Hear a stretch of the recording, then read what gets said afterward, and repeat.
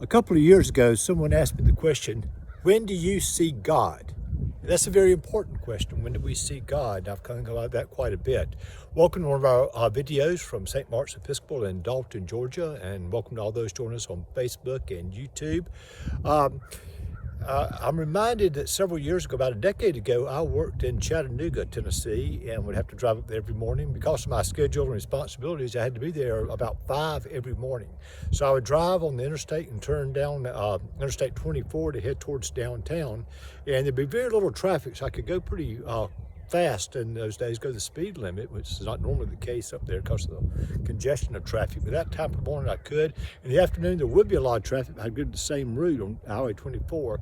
And on there around the Moore Road exit, if you looked up very quickly in between the trees and the houses and the bridge there on Moore Road, you could see the cross from Our Lady of Perpetual Help Catholic Church.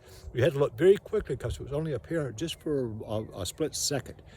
Further on down road heading west on there, there was a large Protestant church that had a high steeple that was very high up in the air, and it was white and shined by a spotlight and very apparent. And when I would travel in the morning and in the afternoon, the same type of situation, I would make an effort to look up in between the things to see the cross from Our Lady of Perpetual Help.